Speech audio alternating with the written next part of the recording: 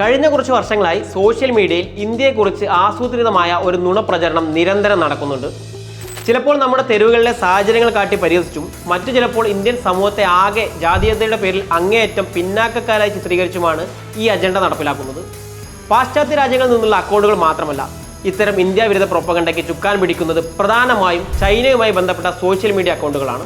അവർ ഇന്ത്യയെ അപമാനിക്കാൻ കോടികൾ ഒഴുക്കി ശ്രമം തുടരുമ്പോഴാണ് ഇന്ത്യൻ സോഷ്യൽ മീഡിയ ഹാൻഡിലുകൾ ചൈനയ്ക്ക് അതേ നാണയത്തിൽ തന്നെ ശക്തമായ തിരിച്ചടി നൽകാൻ തുടങ്ങിയത്.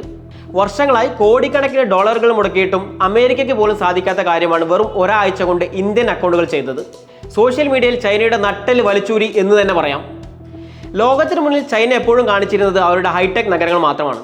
തങ്ങളുടെ രാജ്യത്ത് ദാരിദ്ര്യമോ വിവേചനമോ ഇല്ലെന്ന് അവർ വരുത്തി തീർത്തു. എന്നാൽ ചൈനീസ് സർക്കാർ കെട്ടിപ്പൊക്കിയ ആ വ്യാജ വൻമതിൽ ഇപ്പോൾ തകർന്നടിഞ്ഞിരിക്കുകയാണ്.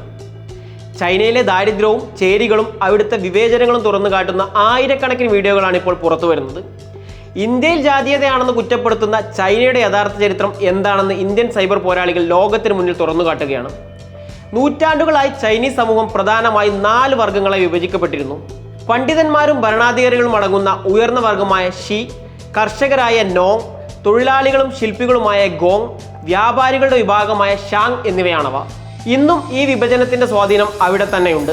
ഇതുകൊണ്ടും തീർന്നില്ല. പതിറ്റാണ്ടുകളായി ചൈനയിലെ ഗ്രാമീണരെയും നഗരവാസികളെയും തമ്മിൽ വേർതിരിക്കുന്ന ഹുക്കൗ എന്നൊരു സിസ്റ്റം തന്നെ അവിടെയുണ്ട്. ഒരു പൗരന് എവിടെ താമസിക്കണം, എന്ത് ആനുകൂല്യം ലഭിക്കണം എന്ന് തീരുമാനിക്കുന്നത് ഈ സംവിധാനമാണ്. നഗരങ്ങളിൽ വിയർപ്പൊഴുക്കുന്ന കോടിക്കണക്കിന് ഗ്രാമീണ തൊഴിലാളികൾക്ക് നഗരവാസികൾക്ക് ലഭിക്കുന്ന വിദ്യാഭ്യാസമോ ആരോഗ്യ പരിരക്ഷയോ ഒന്നും തന്നെ ലഭിക്കുന്നില്ല. പലരും ഇതിനെ ഡിവൈഡഡ് സിറ്റിസൺഷിപ്പ് എന്നാണ് വിളിക്കുന്നത്. ഈ യാഥാർത്ഥ്യങ്ങൾ ലോകത്തിന് മുന്നിൽ വിളിച്ചു പറഞ്ഞുകൊണ്ടാണ് ഇന്ത്യയെ അപമാനിക്കാൻ വന്നവർക്ക് നമ്മുടെ സൈബർ പോരാളികൾ ഇപ്പോൾ മറുപടി നൽകുന്നത്. മറ്റുള്ളവരുടെ നേരെ വിരൽ ചൂണ്ടും മുമ്പ് സ്വന്തം രാജ്യത്തെ വിവേചനങ്ങൾ ചൈനീസ് അക്കൗണ്ടുകൾ ഓർക്കുന്നത് നന്നായിരിക്കും എന്ന ശക്തമായ സന്ദേശമാണ് ഇതിലൂടെ ഇന്ത്യൻ സോഷ്യൽ മീഡിയ ലോകത്തിന് നൽകുന്നത്.